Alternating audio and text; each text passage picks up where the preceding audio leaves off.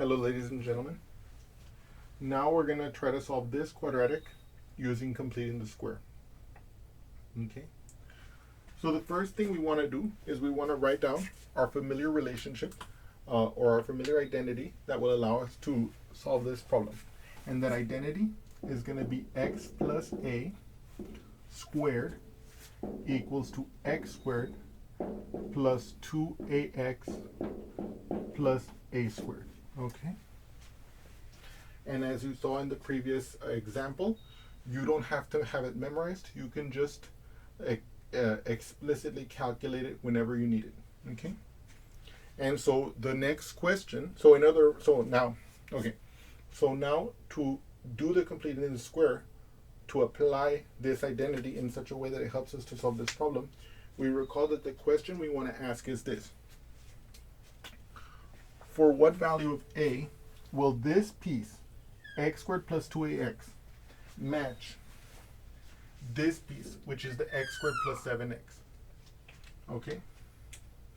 And so one way you can do it is you can say, well, so now I'm going to do it one way as an example. I want to match these two terms here, x squared plus 7x, to x squared plus 2ax over there, right? So in order to do that, I'm going to say, aha, I need my 2a to equal 7. So I'm going to put that here.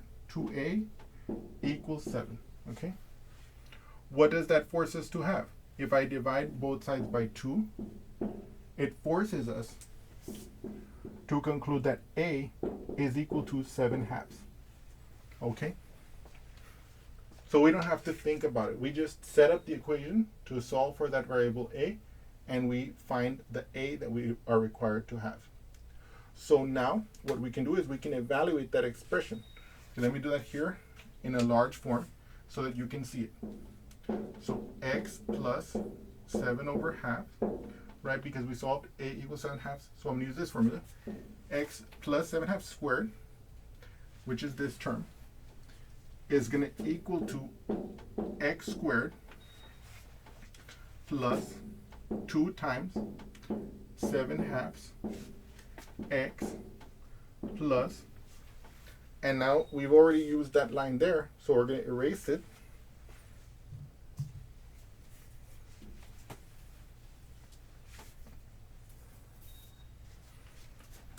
To ax plus a squared, our a is 7/2, so it's going to be 7/2 squared. Okay.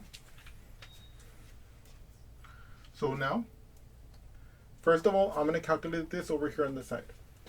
Can I multiply 2 times 7/2? Not immediately, but I can convert 2 to a fraction by setting it as the numerator and 1 as the denominator, like this, 2/1.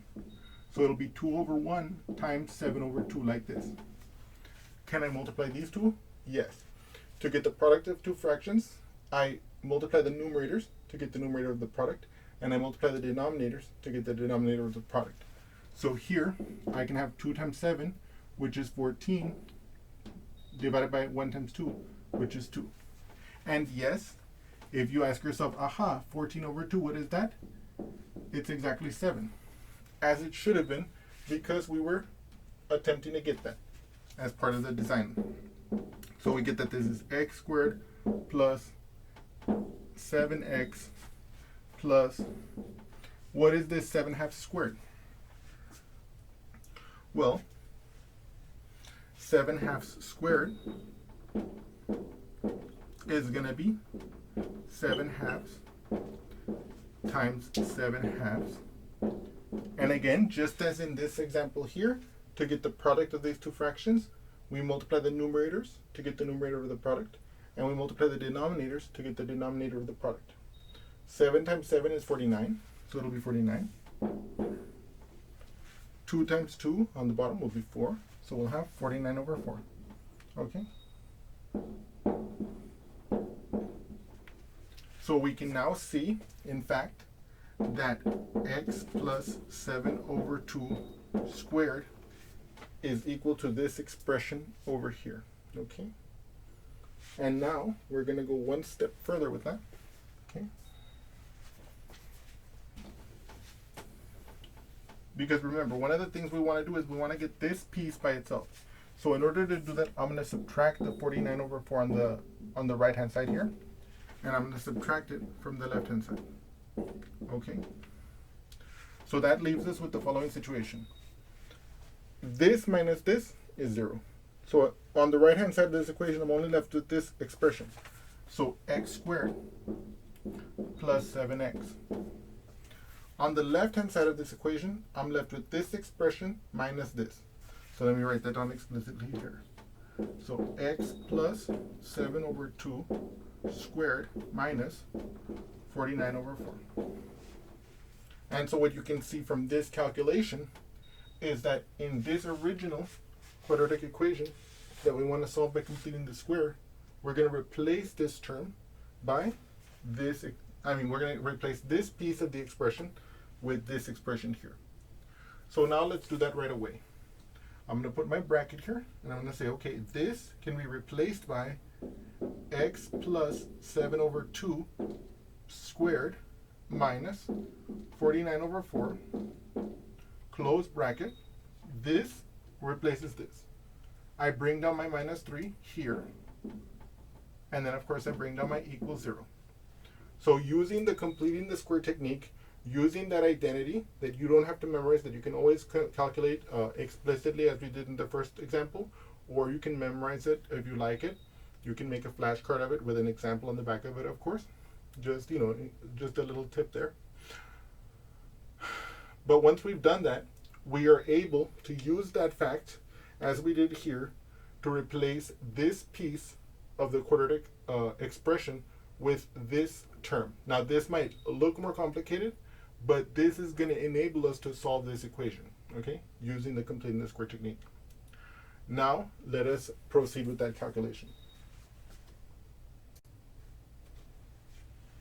So we had just left off with this expression, which we got using the identity that we aforementioned.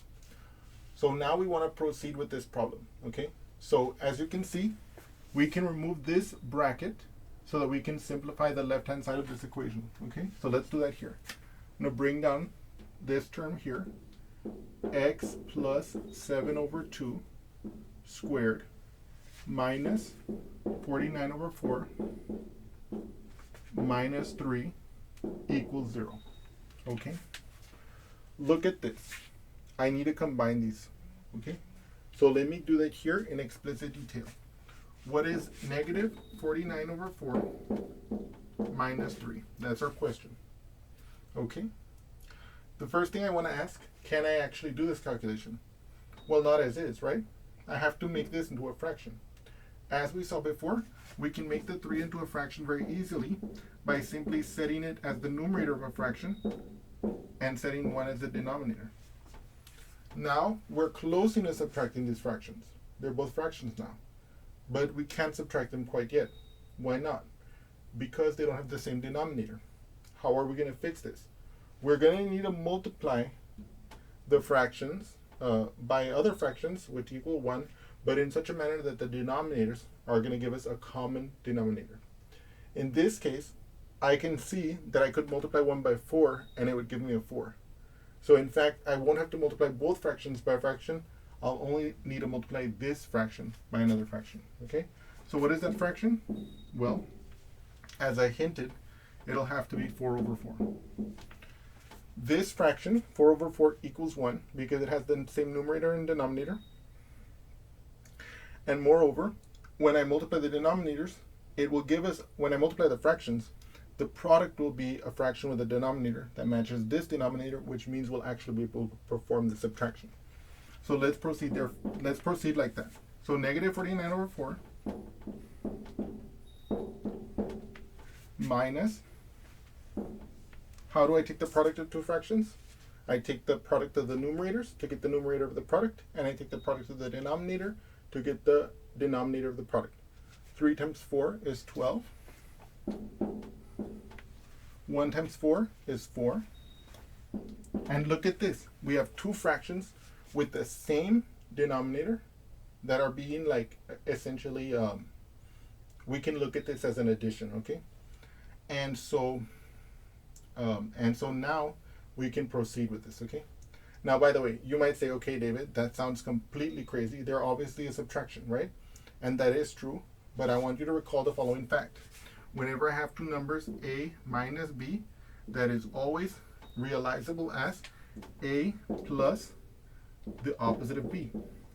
And so in particular, we could see this as negative 49 over 4 plus the opposite of 12 over 4, okay? And of course we could see this as the sum of two real numbers with the same sign, okay? So that's what I mean when I said that it was an addition. The basic fact is that because we're adding or subtracting two numbers that are fractions, they have to have the same denominator, and so therefore we're now in a position to proceed with this, okay? Now, let me also make another brief point here. I know that you guys probably already know this, but I want to bring this back up so you can again reinforce that this is actually true. What is 12 divided by 4? 12 divided by 4 is 3. So look at this. I have negative 49 over 4 minus 3, which is exactly what we expect it to be. But again, using this process that we just did, we were able to re-express that 3 in such a manner that would permit us to perform this subtraction. Okay, so let's proceed. Now you might see if I have negative 49 and I'm subtracting 12, I'm going to become more negative, right? So in other words, we're going to kind of add the magnitudes and we're going to keep the sign. Okay, so negative, what's 49 plus 12? Let's do that here together. 9 plus 2 is 11, so I bring down my 1, carry my 1. 1 plus 4 is 5, plus 1 is 6, like this, you see? So it'll be negative 61 over 4, okay? And so now, this whole thing right here, I can replace with negative 61 over 4. So in other words, I can write this as x plus 7 halves squared minus 61 over 4 equals 0. By the way, I hope, I just want to mention that I apologize if this calculation went long-winded, but I just want to make sure you guys see it in explicit detail, okay? Let me just make one more brief note on this before we continue this calculation, which you can see is getting close to completion, is this. If I had expressed this calculation like this, as I did here, what I want you to realize is that I'm adding two fractions with the same sign.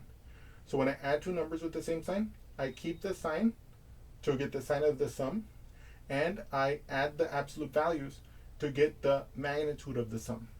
And that's exactly what we did here. What would be the absolute value of 49 over 4? It would be 49 over 4. What would be the absolute value of negative 12 over 4? It would be 12 over 4. I could add those, I would get 61 over 4. But because I'm adding two numbers of the same sign, and because in this case that common sign is the negative sign, then the result would have been negative 61 over 4, just as we got over there. Okay, so yeah. Now let us proceed with this calculation so that we can be filled with joy. Okay? Okay.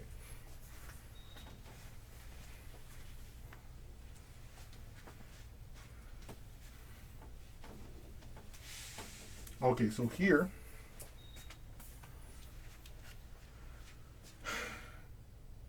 the beautiful thing about the completing the square is that in this original scenario, we had this x squared term, we have this 7x term.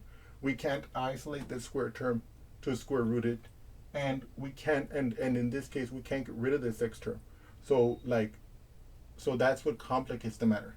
But if you notice, because of following the completing the square technique, we have this term that's a square by itself, which we will be able to square root and solve for the problem once we get it by itself. I just want you to notice that's why we're doing this technique.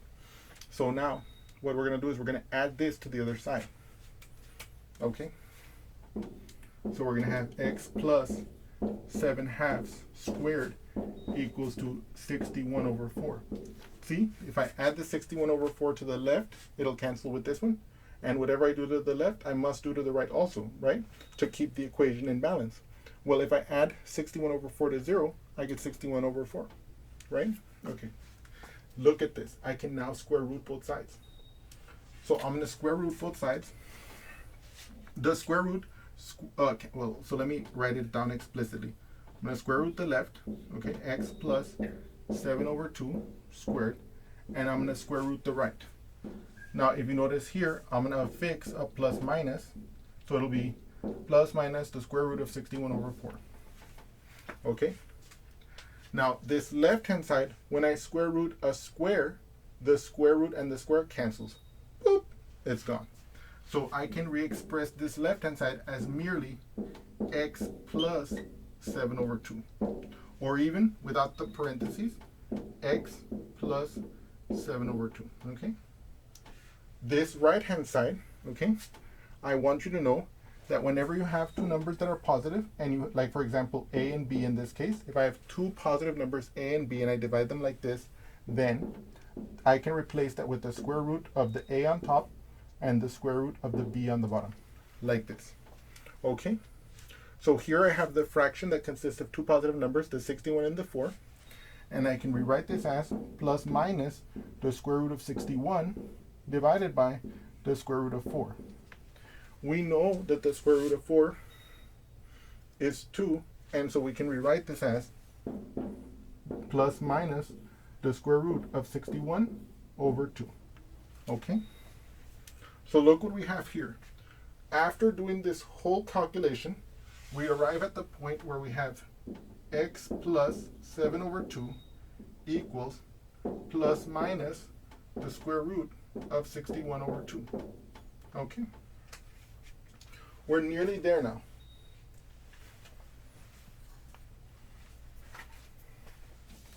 So now what I would like to do is I would like to figure out if the 61 can be simplified, if the square root of 61 can be simplified in any way. Okay? So I would like to figure out if 61 has any factors. Okay?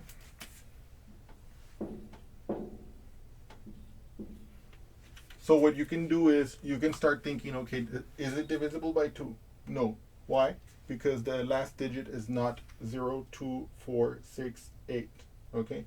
Whenever you have a number with the last digit that's even, that or 0, that number will be divisible by 2, except for 0 itself. Okay? We ask ourselves, is it divisible by 3? The divisibility by 3 test is we add the digits, okay? And if that sum of the digits is divisible by 3, then the number itself is divisible by 3. In this case, 6 plus 1 is 7. 7 is not divisible by 3, so the number itself is not divisible by 3. We ask ourselves, is it divisible by 4 maybe? We know that if you look at your watch, you can see that the first quarter hour is 15 minutes. The second quarter hour is 15 more minutes, or 30 minutes total. The third would give us to 45 minutes, which is another 15. Then if we add 15 again, we get 60. So we can see that 60 is 4 times 15. So this certainly cannot be divisible by 4, right? It's not divisible by 5 either. A number is divisible by 5 if it ends in 5 or in 0, except for 0, of course, right? We can ask ourselves if it's divisible by 7. We can start thinking about our multiple of 7. 7, 14, 21, 28, 35, 42, 49, 56, and then if we add 7 again, we get 63, not 61. It's not divisible by 7. It's not divisible by 8, right? We could count that, right? 8 times 8 is 64. 8 times 7 is 56. You can see that neither of those is this, so we know it's not divisible by 8. It's not divisible by 9. 9 times 6 is 54. 9 times 7 is 63. Is it divisible by 10? No. It doesn't end in a 0. Is it divisible by 11? No. You know, if 11 times 5 is 55, 11 times 6 is 66, this one is skipped. And you can continue. And I'm pretty confident that this one actually does not factor. Okay? So because it doesn't factor, this square root does not simplify. Now just to double check here, I can use my calculator. Okay. Yes. But I want you to know how you could go about breaking up a square root or trying to break up a square root, just as I did, right? I'll show you an example of how we could do it for a case where it is possible in a moment, just to like show you how that could have worked out. But now we're pretty confident that this square root of 61 does not simplify. Okay?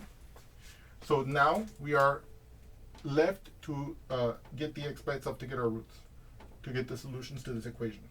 So I subtract 7/2 from the left, I subtract 7/2 from the right, and I get x equals -7/2 plus or minus the square root of 61/2. So the way we could express this,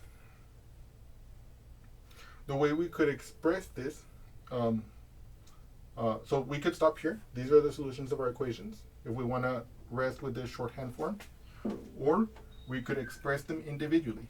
We could say our solutions are x equals to -7/2 plus the square root of 61/2, and x equals to -7/2 minus the square root of 61/2. Okay? Now, so strictly speaking, we're done. We got the solutions of the equation.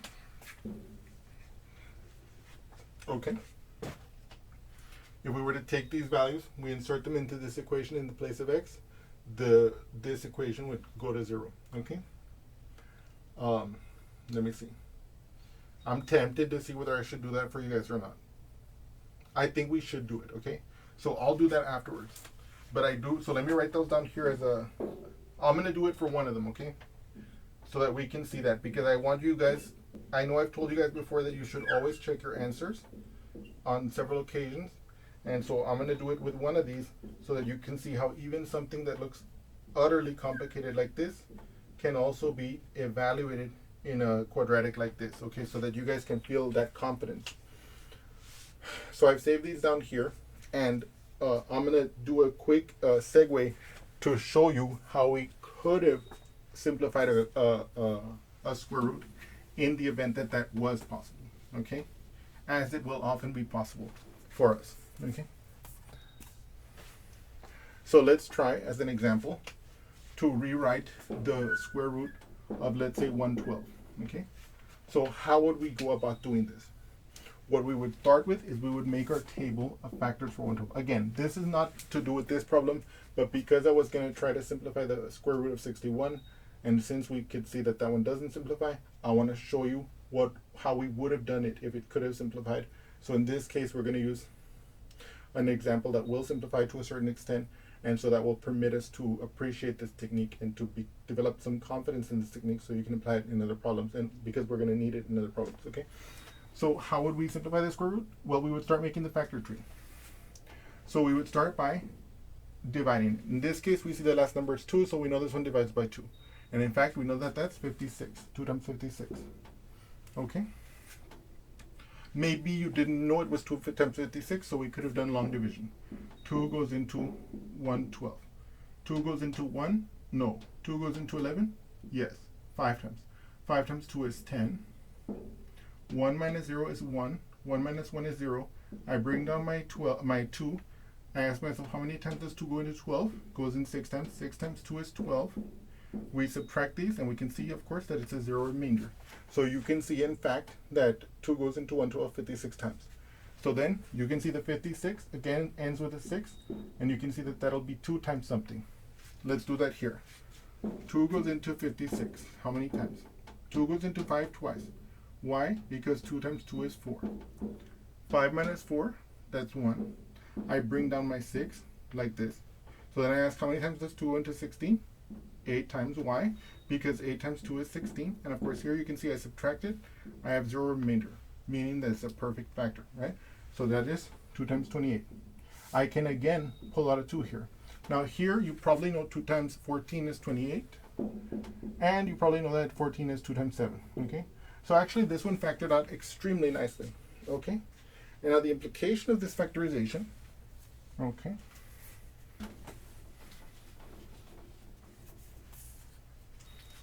is that I can rewrite the 112 as 2 times 2 times 2 times 2 times 7.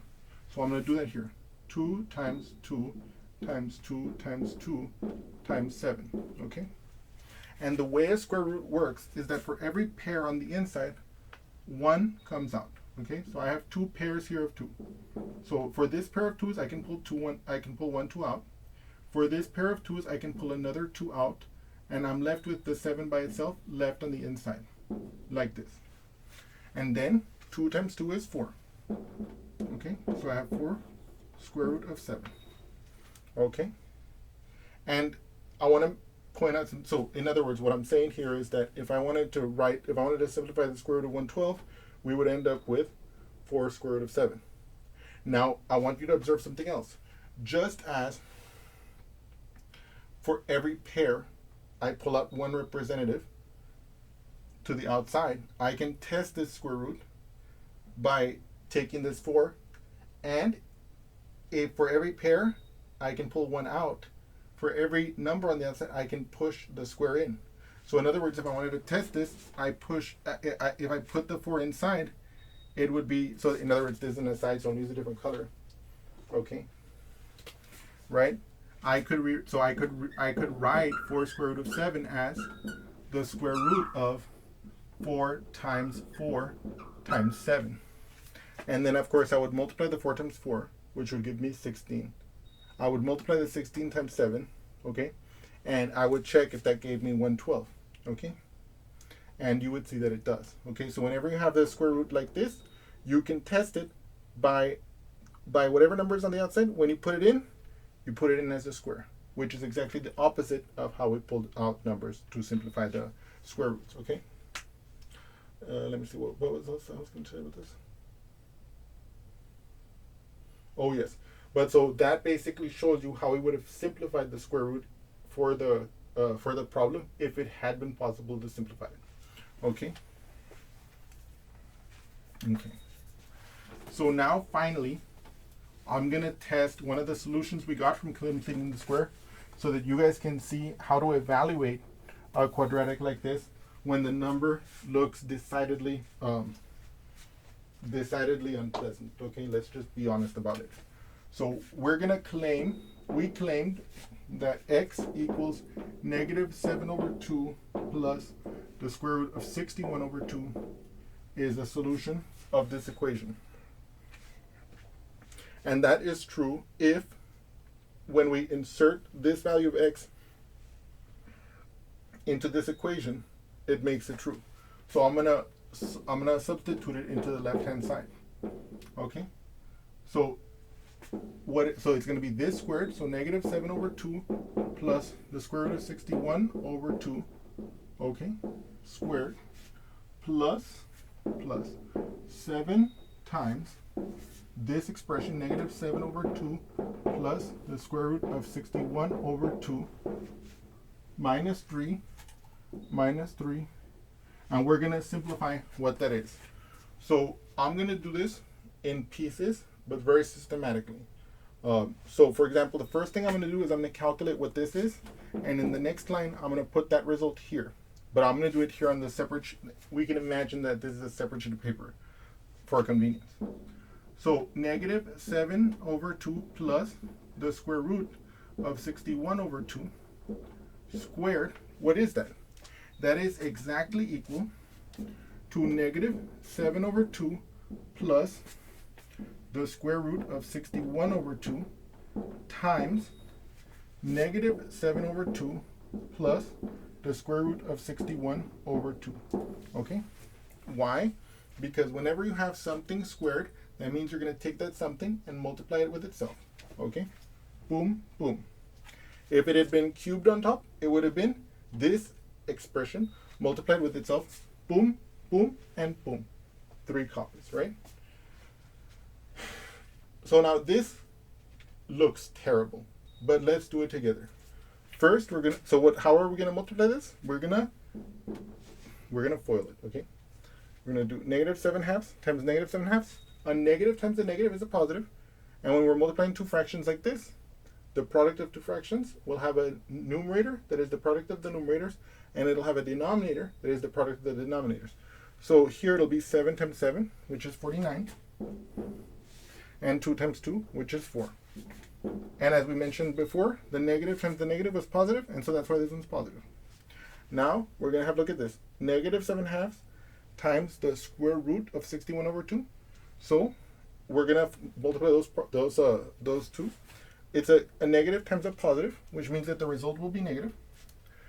To get the product of the fractions, the numerator will be the product of the numerators. So it'll be 7 times the square root of 61. And it'll be 2 times the 2, which will be a 4 on the bottom. Now, we have multiplied this first term with everything in the second parentheses, so we're done with the first term. So now we move over to the second term in the first parentheses. We ask ourselves, what is the square root of 61 over 2 times negative 7 over 2? Well, it's a positive times a negative, so again it'll be negative. To get the product of these two fractions, we're going to have to get the product of two fractions. The numerator of the product will be the product of the numerators. So in this case, it'll be 7 times square root of 61. It'll be 2 times 2, which will be 4 on the bottom. And then finally, we're going to multiply the square root of 61 over 2 times the square root of 61 over 2. They're both positive. So it'll be plus. What's the square root of 61 times the square root of 61? That'll be positive 61 over, and then what's 2 times 2? That's 4. Okay. So now observe that we can combine these two numbers, and we can combine these two here. Okay. So what's 49 over 4 plus 61 over 4? Let's see. They have the same denominator, so I can add the numerators. So what is 49 plus 61? 9 plus 1 is 10, so I'm going to put my 0, carry my 1. 1 plus 4 is 5, plus 6, that's 11, so 110. So I have here 110 divided by 4, and then look at this, negative 7 over 4, negative 7 over 4 square root of 61, minus 7 over 4 square root of 61. I'm going to add the numerators. It'll be negative 14 square root of 61 over 4.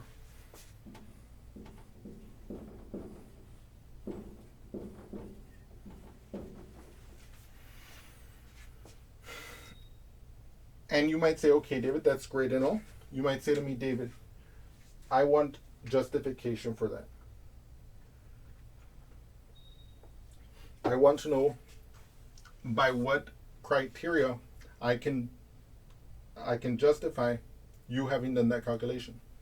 And the justification is that there is no justification. No, I'm just kidding. No, the justification is that it's the distributive law. Okay, so I'm going to use some space here before we put the result that we're going to get over here. We know that A plus, well, okay, let me write it like this. If we have AB plus, let's say, AC, we know that that's given as A times B plus C, okay? So in this case, well, let's not write it like that. Let's write it like this. You're going to see why I'm going to fix this right now in a moment. So let's say I wrote BA plus BC. We can write that as, oh man, I made the same mistake twice. I can't believe it. So let's say I have AB plus CB. Much better. I can write that as A plus C times B. And if you look at this, okay, let's imagine that this is going to be an addition problem using, like, as we did in the previous part. I'm only looking at this part, okay? So I'm saying that I'm looking at it as negative 7 over 4 square root of 61 plus negative 7 square root of 61 over 4 like this. Now look at this. If I let the A be negative 7 over 4 and the B be the square root of 61, you can see that these are indeed being multiplied, okay? You can imagine that this is square root of 61 over 1, which is the same thing as square root of 61. And then you can see here again, if we let the C be that, the negative 7 over 4, and we can see that the B is the square root of 61 over 1, we can see that this product is exactly this, okay? But so then what that allows us to do is it allows us to write this as negative 7 over 4 plus negative 7 over 4 times the square root of 61. So let's say, and then here, how do we add two fractions with the same sign? Well, we keep the sign and we just add them. So it'll be negative 14 over 4. Because when we add two fractions with the same denominator, we add the numerators and keep the denominator. Okay? And so that's how I got negative 14 over 4 times 61. I mean, times the square root of 61. Okay, so it was just the distributive law. Okay. So now finally, I want you to also look at this calculation. Here, we're going to have a denominator of 2. Here, I have a denominator of 4. Now, if I had an inkling that that denominator was going to become not an inkling, but if I saw that that denominator was 4, I wouldn't do what I'm about to do here, which is to simplify this fraction.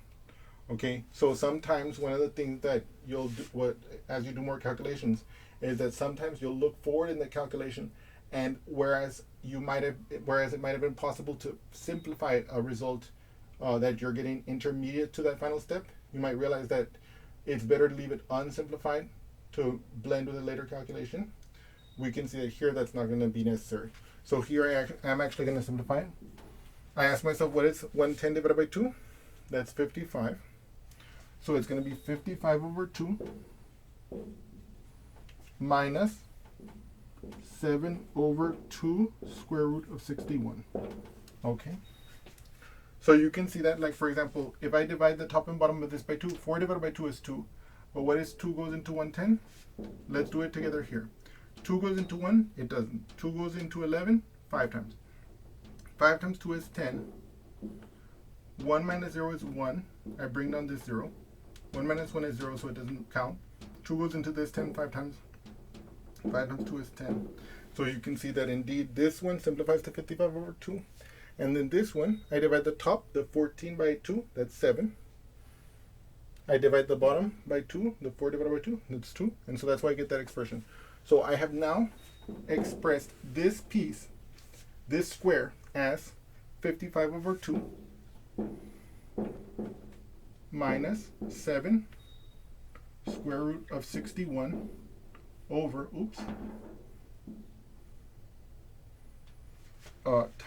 minus 2, and then plus this thing here. Okay, what's this? So now I'm going to multiply that 7 into that expression using the distributive law. Okay, so let me get rid of all this.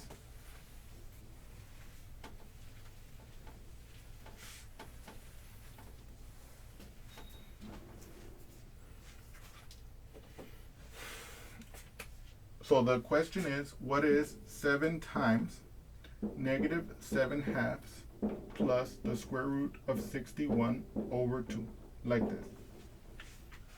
The first thing we need to ask is, can this be done as is? It can't. This is not a fraction, okay? And so before we proceed, we're going to rewrite it as a fraction. And again, if it's a whole number, we can just set it as the numerator and 1 is the denominator. So we can rewrite this as 7 over 1 times, this expression.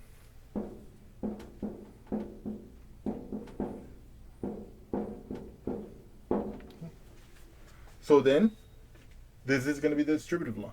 It's going to be this one times this one plus this one times this one. So what is the product of these two fractions? The product will be the product whose numerator is the product of the numerators. So it'll be 7 times 7, which is 49. And whose denominator will be the product of the denominators. 1 times 2 is 2. And here you can see it's negative. So it's a positive times a negative, which will give us a negative. Then I'm going to take this one times this one. So the product of these two fractions will be the product whose numerator is the product of the numerators. Wait. Yes. The product will be a fraction whose numerator is the product of the numerators of the fractions being multiplied. So here 7 times square root of 61. And whose denominator is the product of the denominators. Here 1 times 2. Right? Like this. Here we can't simplify any further. And even if we could simplify, because this one is already in denominator 2, I wouldn't want to simplify because this one also is on denominator 2. So now I can write this as plus this, but you can see that when I plus this negative, it'll be minus. And when I plus this plus, it'll be plus. So I can just rewrite this as minus 49 over 2 plus 7 square root of 61 over 2. And then I bring down my minus 3. Okay. And what I hope you guys see is that we're actually basically about to solve this. We're about to get there. Okay. Look at this. So first of all, we can start combining the like terms here. So for example, you can see that this term and this term entirely go away already. You see? Because, yeah, so let me use a different color for that to show that. See, because negative 7 over 2 square root of 61 plus 7 square root of 61, that's gone. So now the question is, what is 55 minus 49 over 2? Well, that since they're on the same denominator, I just subtract the numerators. 55 minus 49, that's going to be 6. Okay, let me show that to you here. 55 minus 49. That's going to be, I'm going to have to borrow, well, so I would have to ask, can I take away 9 from 5? No, so I have to borrow from this 5. So this will become a 4, and this will become, I'm going to take that 10 and make this into a 15. 15 minus 9 is 6. Why? Because 9 plus 6 is 15. 4 minus 4 is 0. So here, I have this minus that is 6 over 2. And then I don't forget that I have this minus 3 here, right? What is 6 divided by 2? That's 3. So I bring down my minus 3. And what is that? That's 0. So let me just recap what we just did here. And by the way, I apologize if this seems exceedingly long, but I wanted to make sure that you guys could see that even if you're 0, even if the solution of the equation looks really ugly like this one does, you can still plug it in, and with a little bit of determination and very careful calculations, you can verify that in fact, when you take this x value and you insert it into this quadratic expression on the left-hand side, just like we did here, the left-hand side is this, you simplify it, and we got that it did in fact equal 0. So we know that this is in fact a solution of this equation, and I encourage you guys to try the other one, okay? So that you guys can develop that confidence and that steeliness to push through a complicated calculation like this, okay? And if it was maybe it was a little bit too sophisticated or it was a little too hard, don't worry about it. Practice and a little bit of tenacity over time, you'll develop the capacity and you'll be able to do harder and harder problems. But don't worry if this was a little bit hard for the moment, okay? In any case, I hope you guys have enjoyed it, and I look forward to seeing you again. I look forward to seeing you guys again soon. Thank you so much.